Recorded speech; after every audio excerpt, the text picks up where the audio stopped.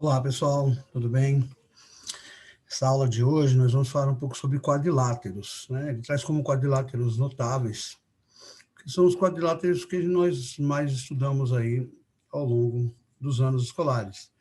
Então nós vamos falar sobre o trapézio, sobre losango, quadrado, retângulo, paralelogramo, tá? Esses são os quadriláteros notáveis. Quadriláteros é uma figura que tem 4 lados, 4 ângulos, 4 vértices, ok? Vou compartilhar com vocês aqui o livro, para que vocês possam acompanhar aí no livro de vocês. Então, quadriláteros notáveis, tá aqui na página 26, né? Que ele não apareceu o número da página. Deixa eu ver se é isso mesmo. Vou colocar na próxima página, que daí aparece o número. Aqui tem uma figura ali, página 26 mesmo do livro. Ele começa falando sobre um exemplo, né? De uma área que existe lá em Minas Gerais, né? Chamado de quadrilátero ferrífero. É onde tem as minas de ferro, né? Onde aconteceu o desastre da Vale do Rio Doce, né? Tá vendo aqui, o Rio Doce, Mariana. Então, o quadrilátero ferrífero é uma região do estado de Minas Gerais com cerca de 7.000 quilômetros quadrados, cuja representação geográfica no mapa a seguir ao se ligar com segmentos de reta às cidades de seus extremos, é um polígono de 4 lados. Essa representação foi usada em 1933 pelo geógrafo Luiz Flores de Moraes Rego para indicar a área onde estavam concentradas as maiores jazidas de ferro do estado. Então, aqui é uma ilustração, né? 4 lados, a união desses 4 vértices formam um quadrilátero, ok? Como vimos anteriormente, dados 4 pontos do plano distinto e não colineares A, B, C e D, dá-se o nome de quadrilátero ao polígono obtido pela união dos segmentos, né, de AB até BC, de BC até CD, de CD de volta para AD. Então, a união dos 4 pontos forma um quadrilátero. Bem simples, né? E aí, ele vai destacar alguns pontos importantes de um quadrilátero. Observe a figura a seguir. Nesse quadrilátero, podemos destacar que os pares de pontos A e C, B e D, são vértices opostos, tá? Então, aqui o D, vértice é cada ponto. Primeiro começa daí, né? O que é o vértice é cada pontinho aqui. O A é oposto ao C, o D é oposto ao B. Os pares de pontos A e B, B e C, são vértices consecutivos, né? Consecutivos é que vem logo após. Alguns quadriláteros, por apresentarem características e propriedades que merecem destaque, são chamados de quadriláteros notáveis, que são os que eu tinha citado antes. Ele começa o estudo pelo trapézio. O trapézio tem 3 tipos, tá? Tem o trapézio isósceles, escaleno e retângulo. O trapézio é todo quadrilátero que possui apenas um par de lados paralelos. Então, ó, aqui eu tenho esse lado que vai de A até B, paralelo ao lado que vai de D até C. Eles nunca se encontram, porém, só tem um parzinho paralelo. Os outros dois, se eu continuar aqui esticando, vira um triângulo e se cruzam lá em cima. Esse é o trapézio. Para esse trapézio, temos a reta B paralela a CD, AB é a base menor, CD é a base maior. H é a altura, tá? Então, a altura não é o lado que é inclinado, a altura tem que ter um lado que é perpendicular, formar um ângulo de 90 graus. É a distância entre as bases, que é a altura. Os trapézios podem ser classificados em 3 tipos. Trapézio escaleno. Os 4 lados têm medidas diferentes. Note que no trapézio escaleno, tanto os ângulos da base maior quanto os ângulos da base menor têm medidas diferentes. Então, quatro ângulos de medidas diferentes, quatro lados de medida diferente. Continuando aqui, na página 28. O trapézio isósceles. O que acontece no trapézio isósceles? Os ângulos da base são iguais, os ângulos da base superior e da base inferior, ou seja, o lado AD é igual ao lado BC aqui, ó. No trapézio isósceles, as medidas dos lados transversais são iguais, isto é, AD igual a BC, conforme mostra a figura. Com isso, os ângulos também são iguais. Observe que as medidas são iguais, tanto nos ângulos da base maior, esses de baixo, quanto na base menor, os de cima. E o trapézio retângulo? O trapézio retângulo é o que tem um lado que é perpendicular. No trapézio retângulo, um dos lados transversais é perpendicular, forma ângulo de 90 graus com a base. Ok? Então, esses são os três tipos de trapézio. No trapézio, você pode traçar uma base chamada de base média. Base média. Denomina-se base média de um trapézio o segmento que liga os pontos médios dos seus lados transversais. Então, se eu pegar o ponto médio entre AD, que é o M aqui, e o ponto médio entre BC, que é o N, e traçar uma outra base, ela é chamada de base média, tá? Que divide os lados transversais em duas partes iguais. Para esse trapézio, temos M é o ponto médio de AD, N é o ponto médio de BC. MN é o segmento que constitui a base média. Ok? Bem simples também, bem tranquilo aí. Propriedades. A respeito das propriedades do trapézio, podemos afirmar que a base média é paralela às bases do triângulo. A medida da base média é dada pela média aritmética das medidas das bases do trapézio. Tá? Então, a base média aqui, ó, a medida dessa base é a medida de AB mais a medida de DC dividido por 2. É a média aritmética da medida das bases menor e maior. Se encontra a medida da base média. Os ângulos consecutivos de um mesmo lado são complementares. O que significa, né? Que o ângulo aqui de cima, ó, né? Esse ângulo mais esse é igual a 180. Tá? Os ângulos das transversais somados dão 180. E do outro lado a mesma coisa, medida dos ângulos da mesma base são suplementares. Ok? O outro quadrilátero notável, paralelogramo. Paralelogramo é todo quadrilátero que possui dois pares de lados paralelos, também denominado lados opostos. Então, AB é oposto a DC, AD é oposto a BC. São lados paralelos. Tá? Então, ó, os quadrados se encaixam no paralelograma, os losangos e os retângulos também são paralelogramas, tá? Para esse paralelograma temos AB é paralelo a CD e AD é paralelo a CB. Os paralelogramas possuem algumas propriedades, são elas: os ângulos opostos são congruentes, então o ângulo aqui de baixo é igual ao ângulo aqui, e o ângulo A é igual ao ângulo C. Ângulos opostos são congruentes. Os ângulos colaterais adjacentes ao mesmo lado são suplementares, ou seja, o ângulo C mais o ângulo B dá 180, o ângulo A mais o ângulo D dá 180. Os lados opostos são congruentes, tá? De D até C é igual à medida de A até B, então os lados opostos são incongruentes, são iguais, têm a mesma medida. E as diagonais se intersectam no ponto médio. Então, aqui é o ponto médio da figura. Tipos de paralelograma. O mais conhecido, retângulo.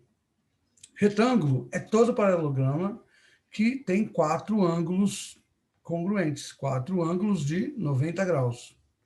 Assim, podemos dizer que retângulo é um paralelogramo equiângulo, ou seja, quatro ângulos iguais, quatro ângulos de 90 graus. Quatro ângulos retos, por isso que chama retângulo. Além das propriedades dos paralelogramas citados anteriormente, acrescenta-se as diagonais, no caso do retângulo, as diagonais também são iguais, têm a mesma medida. Losango, um outro tipo de paralelogramo. O lado de A é paralelo a CB, o lado AB é paralelo a DC. Losango é todo paralelogramo que apresenta seus quatro lados congruentes, quatro lados iguais, paralelogramo equilátero. Além das propriedades dos paralelogramos já citados, se acrescenta as diagonais são perpendiculares.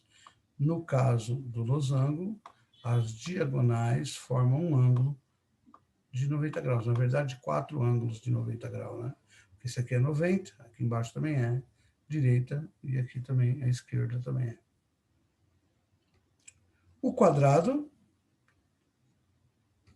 que é um paralelograma, que é equiângulo e equilátero. Quatro lados iguais, quatro ângulos de 90 graus. Então, o quadrado, ele tem quatro lados do mesmo tamanho, quatro ângulos de 90 graus. Ok?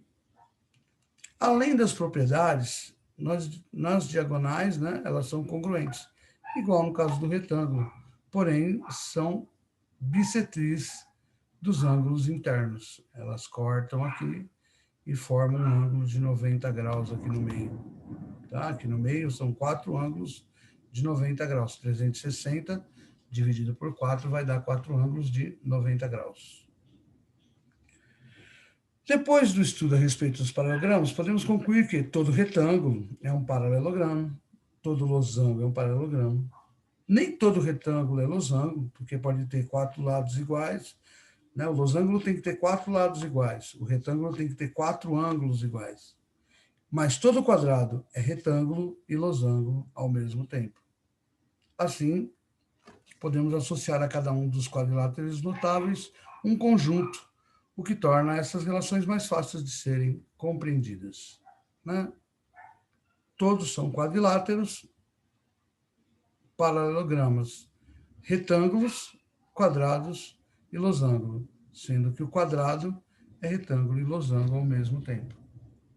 É uma maneira de fazer por diagrama de Venn. Tá?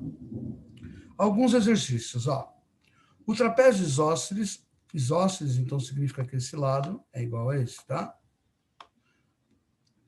O trapézio isósceles, ABCD, a seguir, tem 210 centímetros de perímetro. E as bases medem 85 e 25. Determine os centímetros à medida da altura desse trapézio. Então, ó, o perímetro é 210. Aqui em cima mede 25. Aqui embaixo mede 85.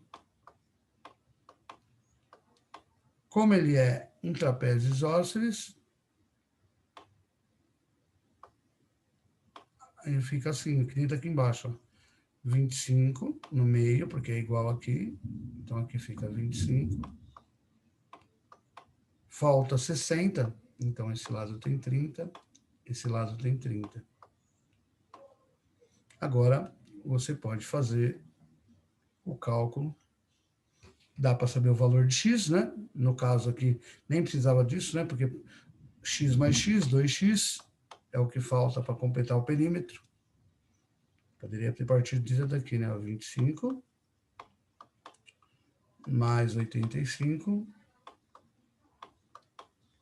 dá 110. 210 menos 110 dá 100. Significa que cada lado desse mede 50. 50 aqui. Cada x mede 50. 50. Opa, vamos lá. 50 aqui. E 50 aqui também.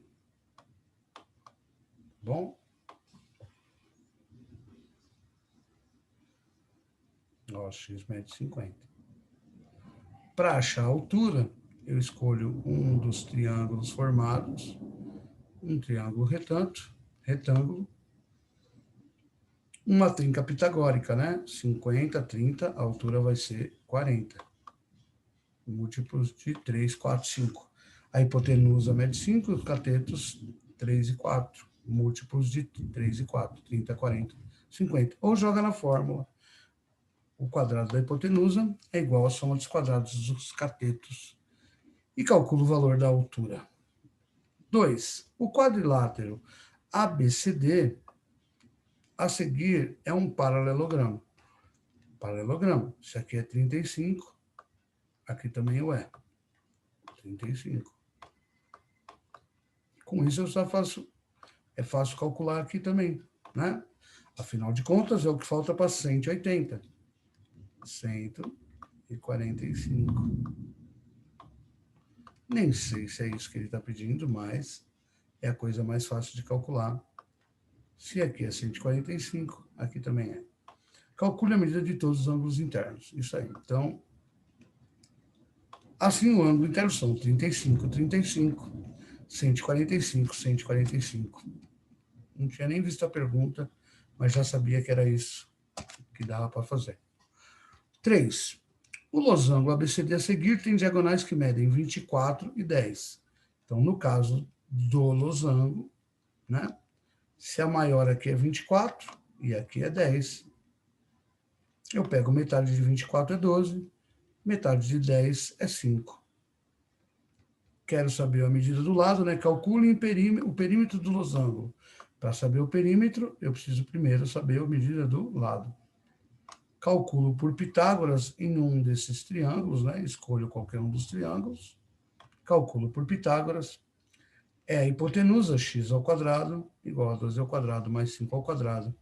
Vou ter que x vale 13. Como ele quer o perímetro, 13 vezes 4, ou 13 mais 13, mais 13, mais 13. Perímetro igual a 52 centímetros. Na figura a seguir, ABCD é um quadrado e CED é um triângulo equilátero. Então, eu tenho aqui um quadrado e aqui eu tenho um triângulo equilátero aqui dentro. Esse triângulo equilátero. Se ele é equilátero, né, ele tem as medidas iguais do lado do quadrado. Nessas condições, calcule a medida do ângulo AED. Então, ele quer a medida do ângulo AED. Esse ângulo aqui, ó. Ok? Então, ele parte da ideia, né, de que o ângulo ADC mede 60, porque é equilátero, né? Então, aqui é 60, aqui é 60, aqui também dentro é 60. Ok? O ângulo AED mede 30. Aqui, né? Ó. O ângulo D aqui mede 30. Por quê? Porque é metade de 60. Também porque 30 mais 60 dá 90, que é o ângulo reto. Continuando aqui. Como ABCD é quadrado e o triângulo CED é equilátero, triângulo CED é equilátero. Então, AB é igual a BC, que é igual a CD. Aqui, ó, também é igual a essa daqui, porque também é lado do quadrado. Não é verdade? Aqui também é o lado do quadrado. Lado, lado, lado. Então, aqui é x e x. 2x mais 30 dar 180. A soma dos ângulos internos de um triângulo. Tira, né? 180 tira 30 dá 150. 150 dividido por 2. X igual a 75. e achamos o valor do ângulo X aqui. Depois disso, tem alguns exercícios aqui para fazer, mas eu vou pedir esse exercício depois da gente ver também a parte de área dessas figuras, tá? Então, temos aqui exercícios da página. Deixa eu verificar aqui. Só um minutinho. Página 33 e 34. Só sobre essas quadriláteros. E a próxima matéria fala de áreas, né? A área de uma figura é o quanto eu tenho de superfície dessa figura, né? Então, o quanto que eu uso na superfície dela. Esse é o cálculo de área. Então, desde que o ser humano passou a cultivar seus próprios vegetais e a criar seu próprio rebanho, começou também a delimitar suas terras. O surgimento da necessidade de controle e demarcação dessas áreas incentivou o desenvolvimento da matemática de diversas maneiras, principalmente na geometria, que recebeu esse nome exatamente por causa disso, unindo dois termos gregos, geo, terra, e metria, medida. Então, geometria era a medida da terra. Eles usavam para calcular áreas, né? Então, esses são os meios de calcular áreas de figuras que não têm um padrão tão regular assim, tá? As técnicas desenvolvidas na antiguidade foram tão importantes que ainda hoje, apesar de toda a tecnologia de que nós dispomos, nós as usamos mesmo que às vezes por meio de algoritmos de computadores. Por exemplo, para o cálculo de área de um lote regular de terra de uma propriedade rural, um profissional agrimensor pode usar técnicas de triangulação. A essas técnicas, obviamente mais desenvolvidas, somam-se aparelhos e sistemas tecnológicos como o sistema de posicionamento global, GPS, teodolitos, que mede ângulos, mapeamento via satélite e etc. Mas a matemática ainda está por trás disso tudo, tá? Então, aqui tem um esquema ilustrativo de como usar a poligonação pela região central. Você cria vários triângulos para poder calcular. E a triangulação, que é você dividir a figura em triângulos, né? Traçando as diagonais e criando vários triângulos também para poder calcular a área desses polígonos que são irregulares. Para isso, né, nós vamos ver algumas técnicas para calcular a área de triângulos. Nós já estudamos a primeira, que é base vezes altura, dividido por 2, né? Isso aqui a gente já viu lá no ensino fundamental 2 várias vezes, que a área de um triângulo é base vezes altura, dividido por 2. Nós vamos ver que existem outras formas, porque às vezes a gente não tem a medida da altura ou a medida da base, né? Então fica difícil, às vezes você só tem um ângulo, como eu estava falando, né? Eles medem um lado e um ângulo, e através da trigonometria você consegue fazer a medição dessa área. Então nós vamos ver. Primeiro, a área em função de um lado e da sua altura. Base vezes altura, dividido por 2. A mais conhecida de todas. Ele também usa a área em função de dois lados de um ângulo compreendido entre eles. Ó, base.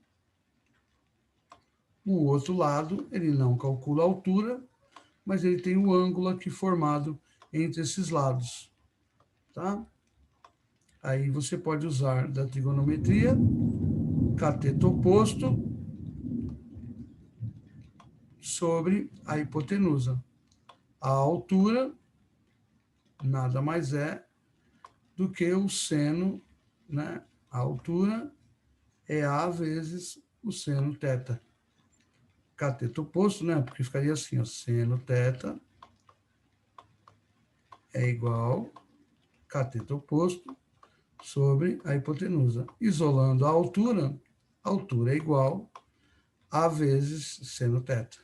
A valor de seno, você sabendo o ângulo, busca na tabela trigonométrica e calcula.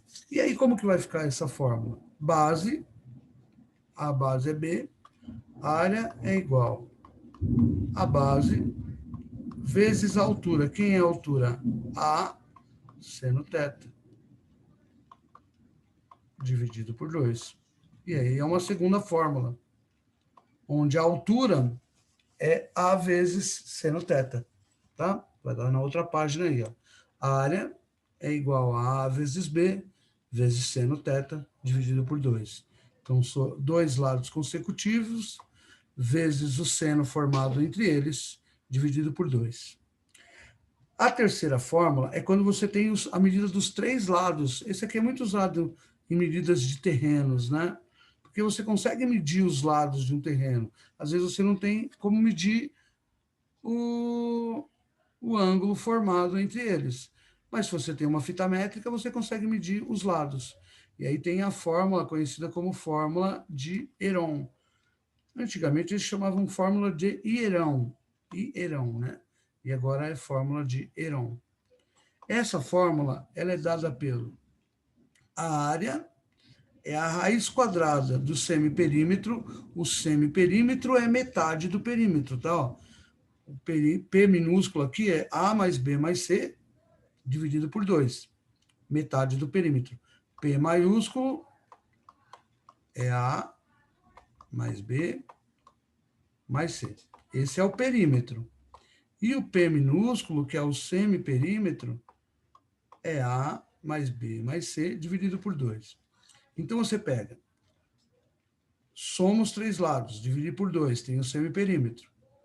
Raiz quadrada do semiperímetro vezes o semiperímetro menos o lado A, vezes o semiperímetro vezes o lado B, menos o lado B, desculpa, vezes o semiperímetro menos o lado C. Então, você faz isso aqui sem nenhum ângulo e consegue calcular, sem altura também, e consegue calcular, tá? A área em função do raio da circunferência. Quando a gente tem o raio, né, ó, você tem o apótema. Em todas as figuras, existe essa fórmula aqui, que não tem nem demonstração.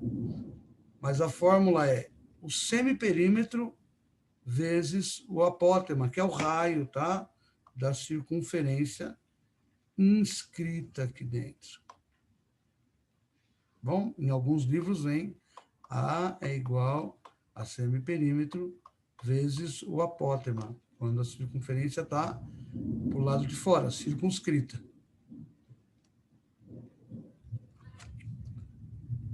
A área, tá lá, em função da circunferência circunscrita. É a mesma coisa, né? Só que agora é o apótema aqui. Ó.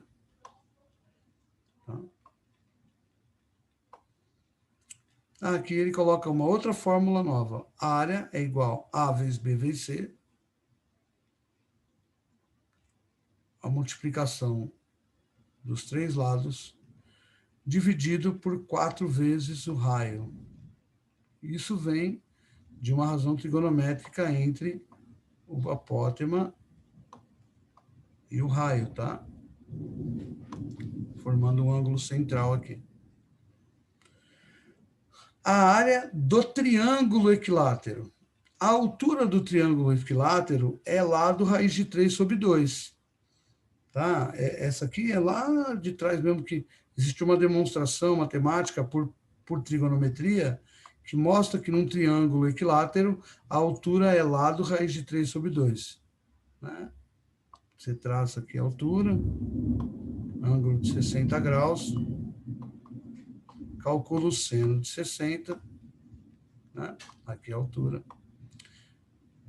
H é igual a lado raiz de 3 sobre 2. E assim você calcula, tá? E trocando, né, na fórmula, o que é? Base, né? Base vezes a altura, dividido por 2. A base é L. A altura é L, raiz de 3 sobre 2. Tudo isso dividido por 2. L vezes L, L ao quadrado. Como em 2 dividindo e 2 dividindo, você vai copiar primeiro e multiplicar pelo inverso, 2 vezes 2 vai dar 4 no denominador. fica L raiz de 2, L ao quadrado, raiz de 3 sobre 4. Tá? Essa é a fórmula da área de um triângulo equilátero. Mas eu posso fazer todas fazendo base vezes altura, tá? Então não é que precisa decorar todas. Ele mostra todas. Aqui, né, teria que... Por que aqui dá sobre 4, né? Teria que fazer L vezes L, L ao quadrado. Raiz de 3 sobre 2. Copia a primeira e multiplica pelo inverso da segunda. L ao quadrado raiz de 3 vezes 1, L ao quadrado raiz de 3. 2 vezes 2, 4. E aí temos a última fórmula sobre as áreas dos triângulos. Ok? Bem, eu acho que a área dos quadriláteros notáveis, todos nós já conhecemos há muito tempo. Vou só fazer um resumo, tá? Vocês vão lembrar muito disso aqui. É muito fácil, né? A área do retângulo, base vezes altura. A área do retângulo, base vezes altura. A área do paralelograma, base vezes altura. Só que a altura não é um lado inclinado, a altura é sempre um lado que forma um ângulo de 90 graus aqui, ela é perpendicular. Então a altura tem que ser perpendicular à base. Mas a área do retângulo e a área do paralelograma é base vezes altura, só isso. A área do quadrado, deixa eu ver se vai vir um quadrado, geralmente vem o quadrado logo na sequência, mas vamos ver se nesse livro vai vir também. Não, veio a área do trapézio. Mas vamos ver a área do quadrado? Né? A área do quadrado, lado vezes lado. A vezes A ao quadrado. Por isso que chama quadrado. A área do quadrado, lado vezes lado. São dois lados iguais. Lado vezes lado é o lado ao quadrado. A área do losango é diagonal maior vezes a diagonal menor dividido por 2. Diagonal, como a ordem não importa, a ordem dos fatores não altera o produto. Então, é diagonal vezes diagonal dividido por 2. Bem parecido com o triângulo. Né? No triângulo é base vezes altura dividido por 2. No losango, diagonal vezes diagonal dividido por 2. E eu deixei por último a área do trapézio, que é um pouco diferente. Né? A área de um trapézio, como o trapézio, se eu copiar um trapézio do lado do outro aqui, ó, né? Se eu posso virar o trapézio azul de ponta cabeça, eu formo um paralelogramo. Não é verdade? Então eu faço a base mais base. Base mais base, vezes a altura, e divido por 2, porque eu não quero calcular a área dos dois. Eu quero a área só de um. Como eu quero a área só de um, eu uso a ideia de 2, mas eu quero a área de um só. Então eu fico base maior mais base menor, vezes a altura, dividido por 2. Essa é a área de um trapézio. Base mais base, vezes a altura, dividido por 2. Ok? E aí, tem mais uma formulinha para qualquer polígono, que é a semiperímetro vezes apótema, tá? Aqui tem alguns exemplos e alguns exercícios aqui da página 43 e 44, 45, que eu vou estar pedindo para a gente fazer. A gente vai estar fazendo junto, né? Tirando a dúvida de vocês. E a área de qualquer polígono? A área de qualquer polígono é semiperímetro vezes o apótema. Então, se eu conseguir calcular o apótema de qualquer polígono, é só fazer a área é igual semiperímetro, metade do perímetro, vezes o apótema. Ok? É bem simples também.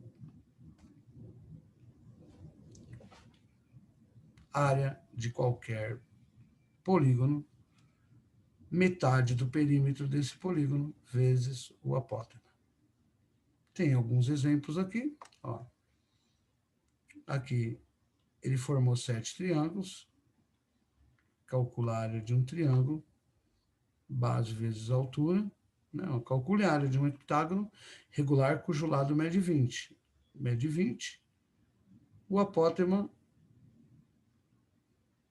né? E cujo apótema é de 15. Podia fazer o quê, né? 20 vezes 7, ele fez por área de triângulos, ó.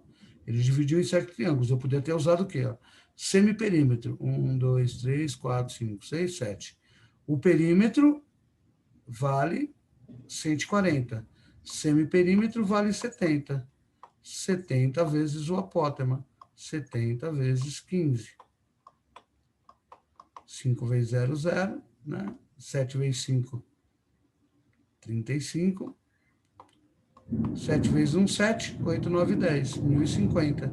Então, eu nem precisava dividir em 7 triângulos. Eu poderia usar o quê? O semiperímetro vezes o apótema. É muito mais fácil usar essa fórmula do semiperímetro vezes o apótema. Ok?